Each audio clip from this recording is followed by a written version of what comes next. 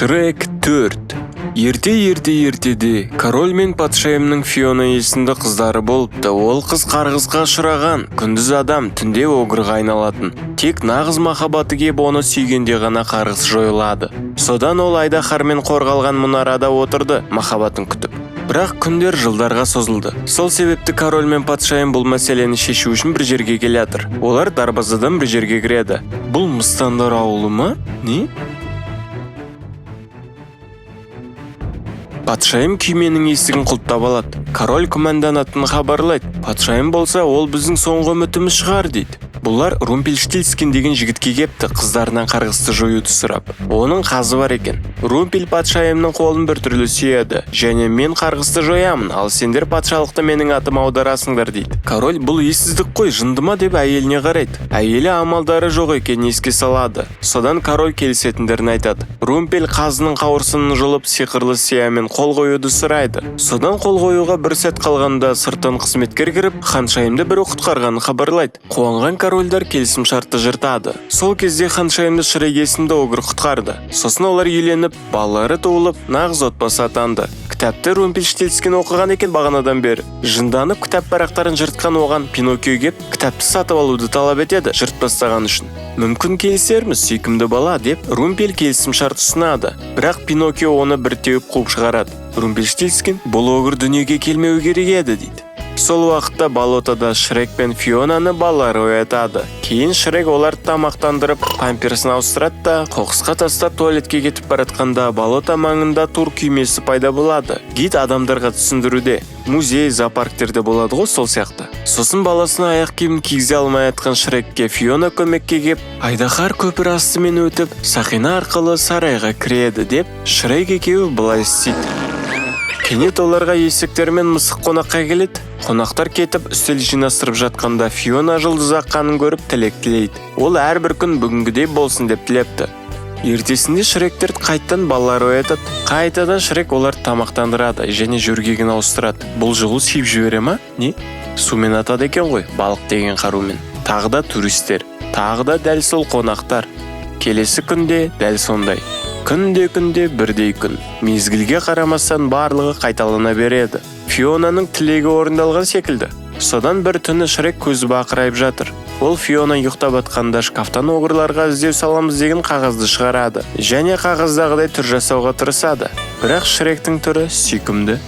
Ертесінде олар айдаһармен ұшады. Есек пен айдаһардың баласы абайсызда, дәлірек айтсақ, Шректің қызының кесірінен бауырына от атып қашады. Және ойын барысында Шректің беті күйе болып қалады. Мысық ұшып кете жаздайды. Олар сарайға кеп қонады.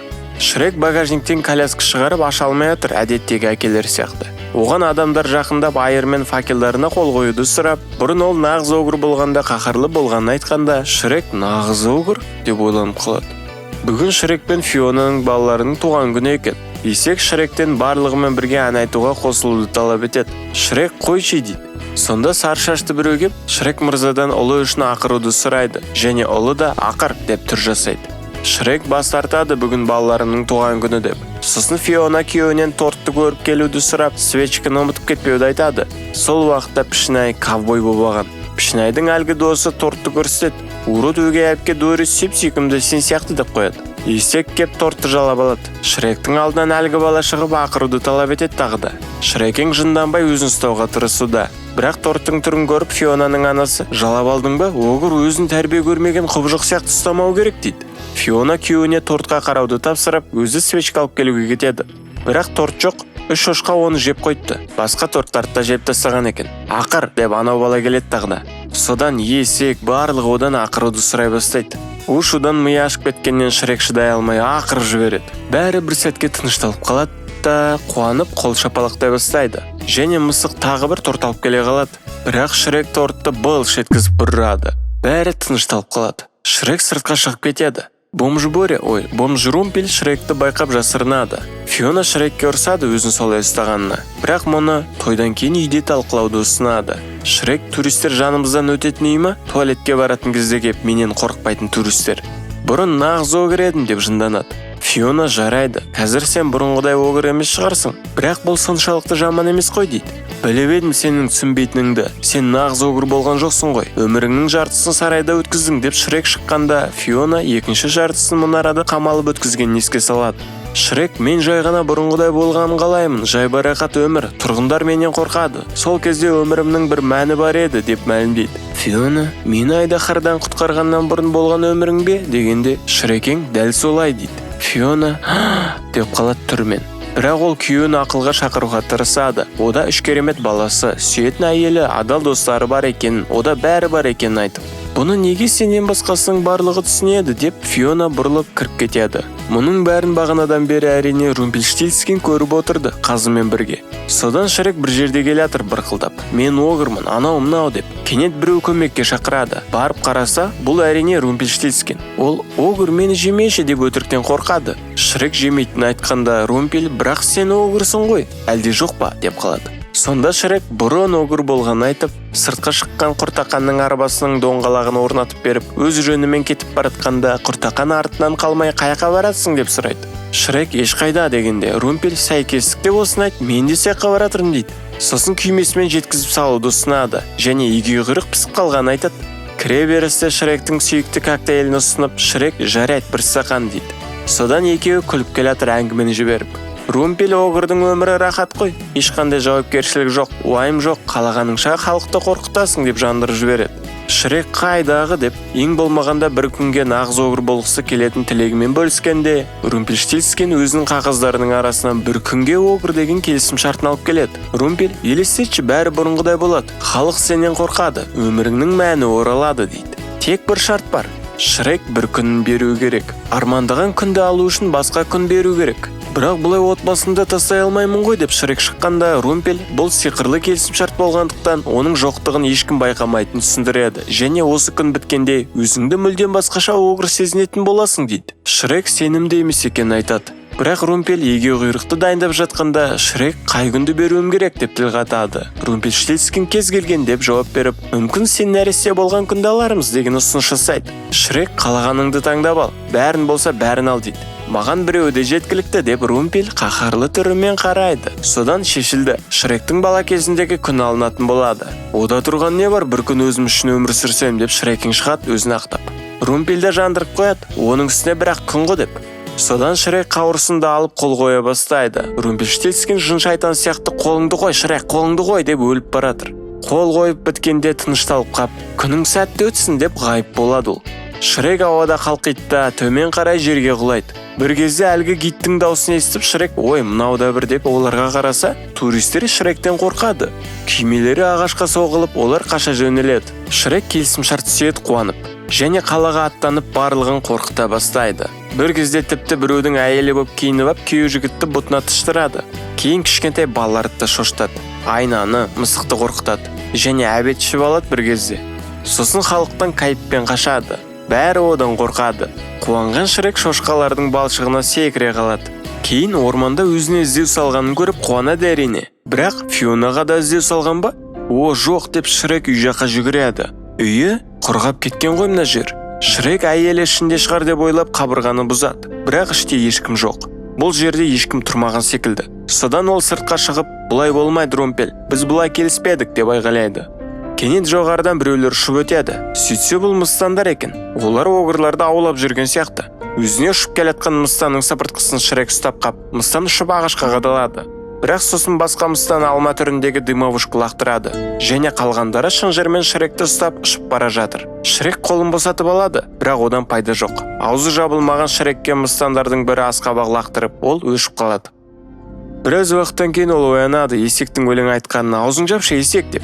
Есектің жыны біртүрлі болып кеткен. Ол өлеңді мыстандар үшін айтып отыр екен. Шрек есектен не болып жатыр? Фиона қайда екенін білмейсің бе деп сұрағанда ол тыныш отыр огыр дейді. Сосын Шрек, балаларым қайда? Сенің әйелің айдаһар қайда деп сұрайды. Есек, мен сені ешқашан көрмегенмін, біреумен шатастырып тұрған шығарсың деп мәлімдейді. Шрекең, қойса есек дегенде, есек, менің атымды қаяқтан білесің дейді. Мен сенің досың Шрекпін ғой деп Шрекең шығады. Бірақ есек огыр мен есектің дос болғаны біртүрлі екен алға тартады. Шрек оны қайда апаратқанын сұрағанда есек барлық огырларды апаратын жерге Румпельштильцхенге апаратқанын хабарлайды. Олар сарай жаққа бара жатыр. Қалада пішінай чупа-чупстан айыр жасап, зебра, арыстан, жирафтармен шайқаса бастайды. Бәрі огырларды жеп көреді екен патшалықта. Содан Шректер сарай қақпасынан өтеді. Ол жерде огырлар жұмыс істеп жүр пахат етіп. Шрек шок боп қарауда. Сарай ішінде Шректі түрме күймеден түсіргенде Шрек есекке қорықпа, бұрынғы өмірімізді қайтарам деп мәлімдейді. Мыстандар оны басты залға кіргізеді. Ол жерде дискотека, тұц, диджей музыканттар бар. Әлгі қазды үш шошқа тамақтандыруда. Румпель отыр король боп. Ол іскер паригін киіп, көмек сұрап келген Пиноккиоға келісім шарт ұсынады. Ағаш бала адам бала болғысы келеді екен. Бірақ Шрек кеп қап, Румпель «о» деп, оны қарсы ала бергенде сияны төгіп жіберіп, Пиноккио қол қойып үлгере алмай қалады. Румпельштильцкин Шректі «бұл бізге көмектескен батырымыз ғой» деп атайды. Шрек «не бүлдіргенсің» деп түсіндіруді талап етеді. Жоқ Шрек, мен емес сен бүлдірдің деп Румпель корольдар патшалықты оның атына аударғанын түсіндіреді. Бірақ қол қоя сала олар ғайып болған екен. Қолда әрине қыздарынан қарғысты алу үшін қойған. Шрек шығады, мен Фионаның қарғысын жойдым деп айғайлап. Бірақ Шрек Румпельге кез келген күнді таңдап ал дегендіктен Румпельштильцкин ол туылған күнді алыпты. Сол себепті Фионаны Шрек құтқарған жоқ. Шрек рахаттанып ал Румпель, осы күн аяқталғанда дей бергенде Румпельштильцкин оған ол туылмағандықтан бұл күн аяқталғанда ол да аяқталатынын, яғни өлетінін мәлімдейді. Сонда Шрек Фиона қайда, отбасым қайда деп сұрағанда Румпель оған ол туылмағандықтан Фионаны кездестірмегенін, балаларым мүлдем жоқ екенін түсіндіреді. Шрекке барлығы күлуде. Шрек жынданып босап шығады да ұшып тұрған мыстандардың бүрісін өзіне тартып алады. Есік сыртында есек мыстандармен общение ұстап тұрғанда Шрек шығып шығады сыпыртқымен. Оны мыстандар қуып келеді және Человек-пауктағы гоблин сияқты асқабақ бомбышкалар лақтырады. Румпель шығып Шрек оның жанынан өтеді. Шрекең мыстандардан қашады да бір кезде олардың өздеріне шабуылдап, оларды шашады. Сосын Румпельді нысанаға алады, бірақ ол мыстанның етегіне жасырынып, Шрек есекті өзімен бірге ұшырып әкетеді. Ұшып баратып ол бұрылып үлкен доңғалақ шарды айналдыра бастайды. Бір кезде терезе жаққа ұшып шарды жұлып ап өздерінің арттарынан тесікті бітейді. Шар жерге құлайды. Шректер өздерімен өздері кетеді. Арттарынан ешкім қуаламайды. Румпельштильцкин зұлым паригін киеді. Шректің үстіне мініп алған есек көмектесіңдер деп айғайлауда. Сөйтіп келатып олар құлайды. Есек қаша бастайды, әмиянымды ал, тек мені жайма қалдыр деп. Шрек оны қуып жетіп ұстап алғанда есекең бетімді соңынан же, ал тұяқтарымды анама жібер поштамен дейді. Есек маған сенуің керек деп Шрекең айтады. Есек не үшін саған сенуім керек деп қарсы болады. Сонда Шрек өйткені деп тұрады да өлең айта бастайды дос туралы. Есек деген сияқты болып қалады. Бірақ айғайлап қаша жөнеледі. Кете бер, керек едің маған деп Шрекең ағаш түбіне отырғанда бірден кеп пиқылдайды. Бұл қызының ойыншығы ғой. Шрек жүрегі ауырып жылай бастайды. Сонда огырдың жылағанын бірінші рет көріп тұрын деп есек пайда болады. Жылап атқан жоқпын деп қояды Шрек. Есек ода тұрған ештеңе жоқ екенін айтады. Ой, жылап атқан жоқпын деп Шрек жынданғанда есек сабыр сақтауды талап етіп көмектесуге тырысып жатқанын түсіндіреді. Және не үшін қайғырып отқаны қызық емес екенін айтады. Бірақ сосын не үшін қайғырып отсың деп сұрайды. Шрек бәрін түсіндіреді. Есек Румпельштильцкинмен келісім шартқа отыруға болмайды ғой деп ойып еледі. Шрек уже түсінгенін айтады. Есек маңызды нәрселер кішкентай жазумен келісім шартты бұзуда түсініксіз дегенде Шрек не дедің деп қалады. Есекең бұрын келісім шартты бұзу үшін оның атын табу керек болған, ал қазір оның аты Румпельштильцкин екенін бәрі біледі деп түсіндіреді. Шрекең шығады, мен кішкентай жазудың барлығын оқыдым, бірақ келісім шартты қалай бұзуға болатыны туралы ештеңе жазылмаған деп. Есек әрине ол саған оп-оңай айта салмайды ғой. Әкеш деп келісім шартты бүктей бастайды. Бұл әлгі мыстандармен общение ұстағанның арқасында ғой біліп алған. Есек не істеп отырсың деген Шректен кедергі келтірмеуді сұрайды. Бір кезде ол бүктеп бітеді, бірақ мағынасыз сөздер шығады. Сонда Шрек алып керісінше бүктегенде шынайы махаббат сүйісі деп шығады. Таңданған Шрек есекке қарағанда есек алдымен кешкі асқа шақырсай дейді. Шрекең шынайы махаббат сүйісі келісім шартты бұзатыны жазылғанын оқып есекті құшақтап алады қуанып, және Фиона екеуі сүйіскенде бұрынғы өмірі қайтып оралатынын айғайлайды. Есек Фионан қайда деп сұрағанда Шрек мұңайып білмеймін деп жауап береді. Миыңды жұмыс істетіп соңғы рет қашан көргеніңді есіңе түсір дейді есек. Шрекең Фионаны соңғы рет көргенде оған сені ешқашан құтқармам керек еді деп айтқанын мәлімдейді де, оны әлі ешкім құтқарған жоқ шығар деп ойлап, ол Фиона қамалған мұнараға жүгіреді. Есек оған қой дейді және қорқып көпірден өтпейді. Шрек жоғары шығып келеді. Ол Фиона жататын бөлмені ашады. Бірақ о жерде ол жатқан жоқ және қабырғада ілініп тұрған кілемнің артында күн санағын жүргізген екен. Демек, ол ұзақ уақыт бойы осында болған. Оның тәжін көріп Шрек, ой бой, оны мен құтқармасам кім құтқарды деп қалады. Кенет ол жерден Фионаның бет орамалын тауып далаға шығып, Есекке көрсетіп, иіскеу арқылы оны табуды бұйырады. Есек, кетші бір, мен саған ит емеспін ғой деп қарсы болады. Бірақ бір сәтте кенет ол тәтті, дәмді иіс сезіп тұрмын деп шығады. Шрек, менің әйелім туралы айтып жатсың атақ дейді. Есек иіспен зуылдай жөнеледі. Ол вафлидің иісін сезіп жүгіріп кетті ғой. Шрек оған жемеуді айғайлайды және ну орманның ортасында жаңа піскен вафли біртүрлі емес па деп түсіндіруге тырысады. Бірақ Есек қоймай жалап алады. Кенет тұзақ іске қосылып, Есек төмен жер астына кетеді және арқан оны тартып әкетеді. Содан оның артынан Шрекең түседі. Ол жер астында жорғалап келеді және бір жерден шығады. Ол жерде огырлар топырлап жүр. Өте көп олар. Шректің көзі банк болып кеткен. Бір кезде огырлар оны байқап шырттай болып киініп апты деп таңғалады киіміне. Және оны қару-жарақтандырып, оған енді сені огырлардың еркіндігі үшін күресетін біздің топтасың деп, барлығы мұрындарын жауып үрлеп, құлақтарымен дыбыс шығарады. Шрек біздің бұлай істей алатынымызды білмеппін деп таңғалады. Сол уақытта Есекті аспаз огыр пісіруге алып баратыр. Көмекке Шрекең жүгіріп барып, бұл менің тамағым дейді. Самса жасап жемейтінен дегендей. Есек, менің етім харам дейді. Шрек те оның еті таза емес екенін қосады. Сөйтіп аспаз бен Шрек етке, Есекке таласуда. Кенет көкжиектен біреу көрінеді. Бұл Фиона ғой. Шрек қуанып кетіп оған жүгіреді. Бірақ Фиона оны бір тебеді. Сосын Фиона оған жақындауға болмайтынын түсіндіреді. Шрек шығады, мені танымадың ба не деп.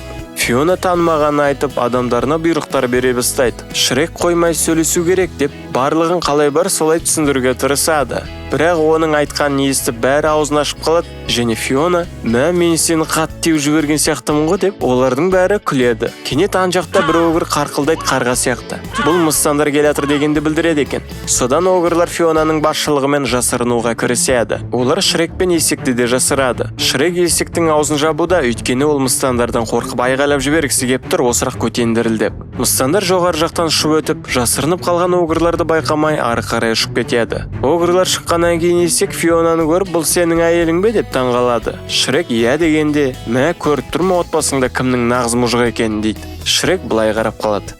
Басқа жақта румпельштильцке түскен кейбір адамдар құмсақатты жартылай бос деп ойлайды. Мен болсам оны жартылай толы деп санаймын дейді.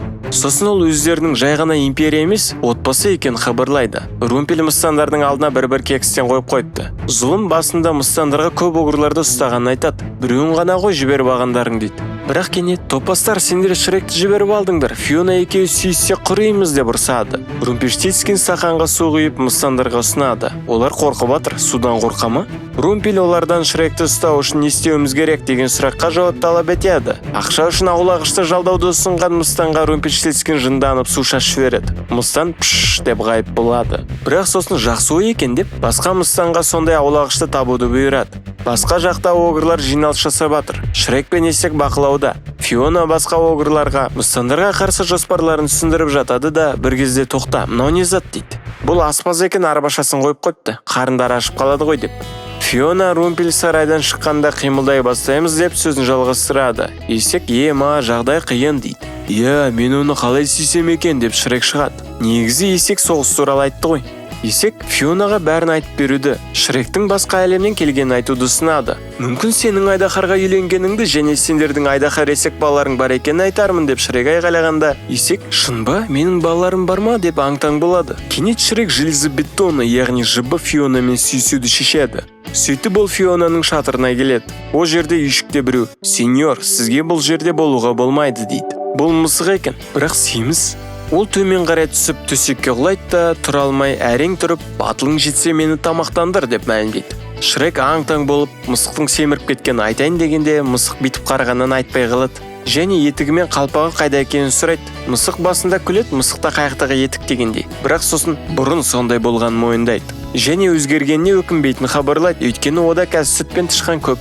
Сүт ішуге келген тышқанды көріп мысық, сосын аулаймын деп, біз оның жалқау болып кеткенін көреміз. Мышықты күніне 2 рет тарайды екен. Кенет шатырға Фиона кіріп келеді. Шрек оған сыйлықпен келгенін түсіндіріп, ішінде не бар екенін көрсетуде. Сыйлыққа купонның ішінде бір тегін сүйісу бар екен. Сөйтіп Шрек сүйісуге жабысады, бірақ Фиона әрине қарсы болады. Және Шректің қолын қайырып, шатырынан қуып шығады. Мысық айнаға қарап, шынымен де толып кеттім ба деп көңілі түседі. Фиона бос сөз айтпа деп тарауды сынады. Мысық иә деп қалады. Сол уақытта шошқалар Румпелдің қазының тырнағын алып, тісін жуып, боғынап кетеді төгуге. Сонда Румпелге сыбызғы ойнап егеуқұйрықтарға мініп алған Болат деген жігіт келеді. Ол сөйлегенде сыбызғымен сөйлейді. Мыстандар күледі, ол огырларды әуенмен ұйықтата ма деп. Сонда ол Румпелдің келісімімен сыбызғысын мыстан режиміне қосып ойнап, мыстандарды билетеді. Бір ит билейді олар.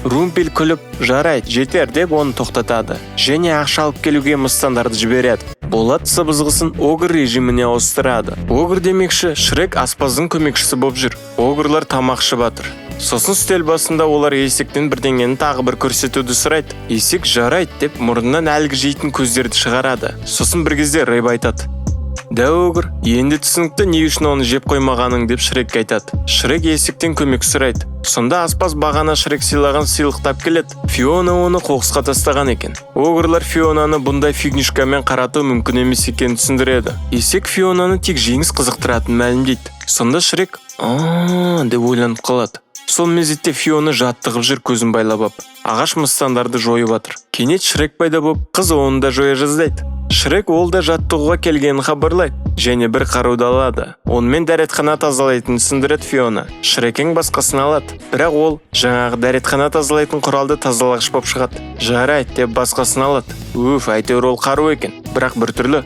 айналдырып ұшып кетті. Шрек күлетті, бәрін қиратып құлайды. Осылай жүрсең бүгін өлесің дейді Фиона. Шрекең қорықпа, өз-өзімді қорғай аламын деп қояды. Фиона көрейік ал деп тексеруді ұсынады. Бір кезде Фиона ойбай деп қалады, өтірік жылаған сияқты. Шрек не болып қалды дегендей жаны ашығанда Фионадан тепкі алады. Сосын екеуі шайқаса бастайды.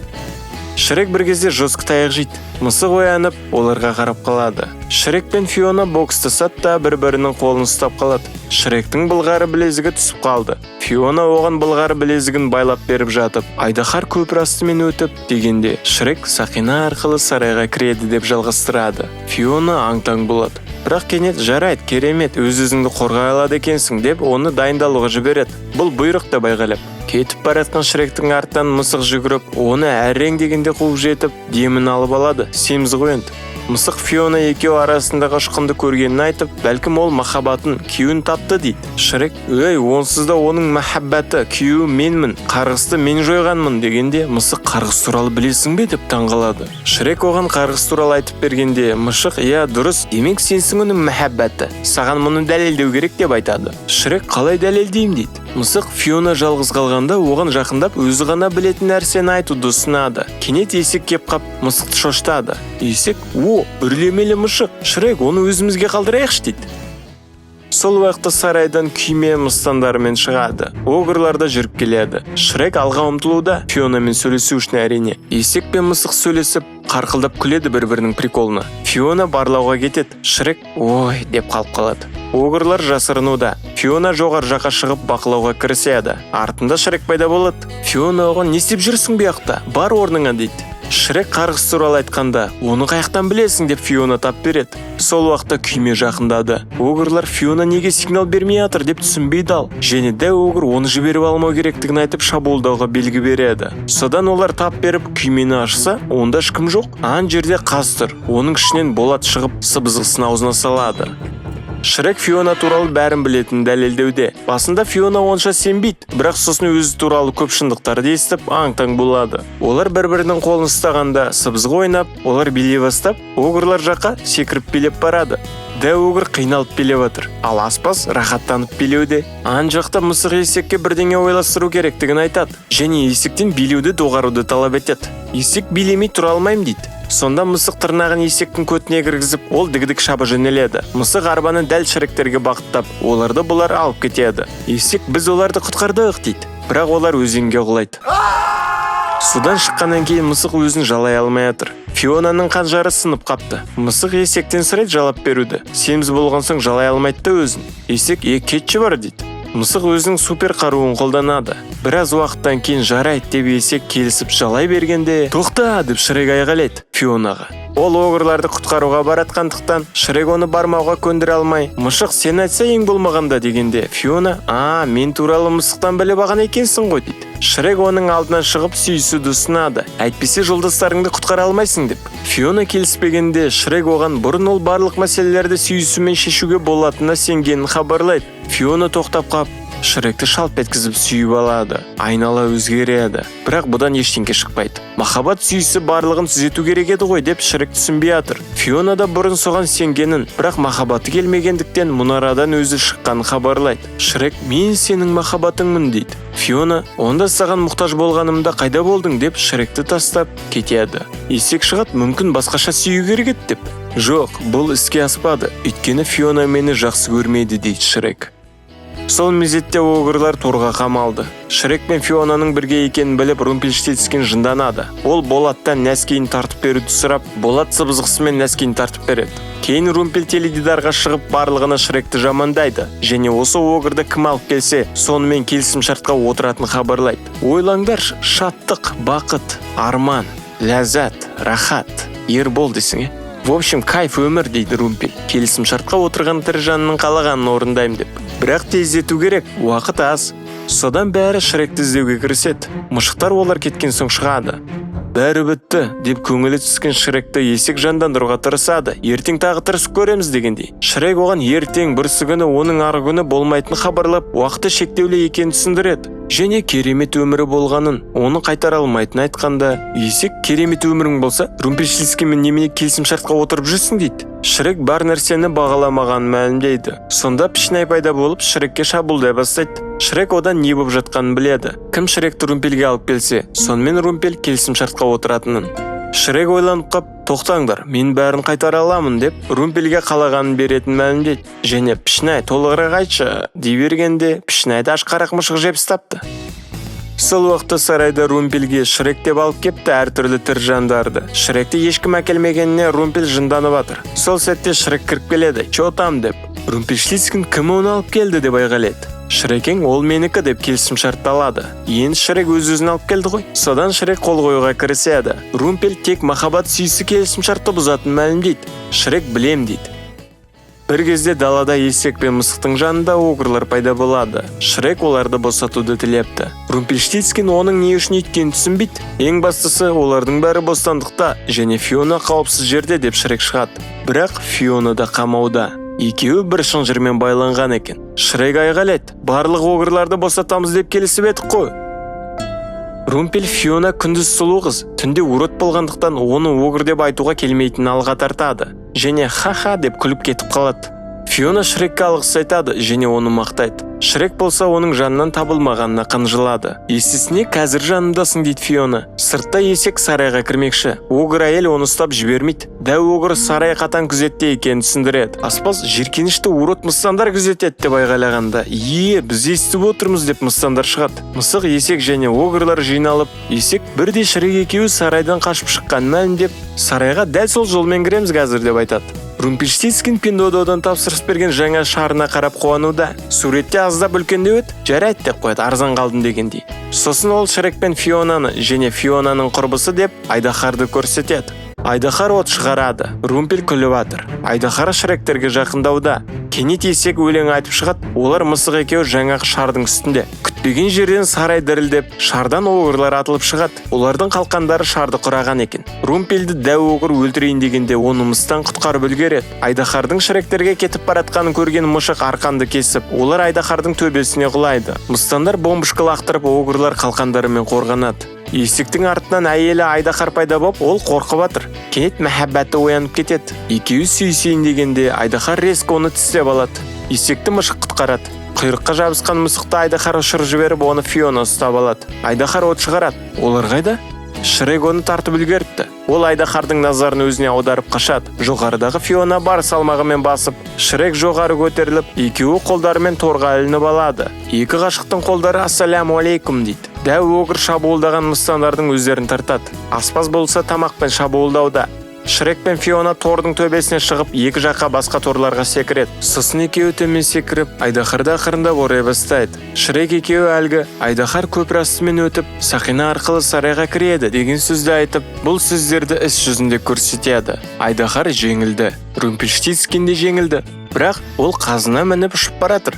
Шрекең оны ұстап алады, соның арқасында өздері де жоғарыға шығады. Шрек шынжырды тартып қап, Румпель құлап Фионаның қолына түседі. Жеңіс бізде деп огырлар қуануда. Аяғымен билеген мышықтың етігі жыртылып қалады. Огырлар Румпельді таңғасқа әзірлемекші, әлде бірден жемекші. Бізден жақсы команда шығады екен дейді Фиона. Шректің кенет қол аяғы жарқырай бастап, ол жерге құлайды. Оның уақыты аяқталған екен. Фиона, мен істей алатын бір нәрсе болуы керек қой дейді. Шрек, сен мен үшін бәрін уже жасап тастадың. Маған үй бердің, отбасы бердің деп мәлімдейді. Фиона, сенің балаларың бар ма деп сұрағанда Шрекең, біздің балаларымыз, ұлдарымыз Фергус, Фаркл және қызымыз дей бергенде Фелиция деп Фиона айғайлайды. Өйткені ол Фелиция есімді қызы болуды әрдайым армандапты. Шрек қызының ойыншығын береді. Бәрінің жылағысы кеп жатыр. Осы күннің ең күшті бөлігі, менде саған қайта ғашық болу мүмкіндігі пайда болды дейді Шрек. Фиона көзінен жасы ағып, оны сүйіп алады.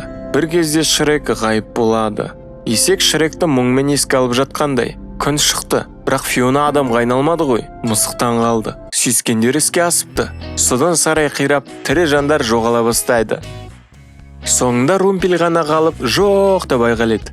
Шрек туған күн кешінде қайта тап болады. Барлығы қайталануда. Тек Шрек торттың бытышын шығармайды. Және Фионаны көріп, оны құшақтап алады. Балаларын көріп, балаларына барып, әрқайсысын еркелетеді. Және қызына ойыншығын қайтарады. Сосын мұрнын жауып үрлеп құлағымен дыбыс шығарады. Балаларымен бірге. Фиона, біздің бұлай істей алатынымызды білмеппін деп таңғалады. Есек айғайлап шығады, бұл менің жан досым деп. Шрек әйеліне, Айдаһардан сені мен құтқардым деп ойладым, бірақ негізінде сен мені құтқардың деп екеуі сүйіседі. Соңына дейін көргендеріңе рахмет. Видеоларды жіберіп алмау үшін арнаға жазылып колокольчикқа басуды ұмытпайық.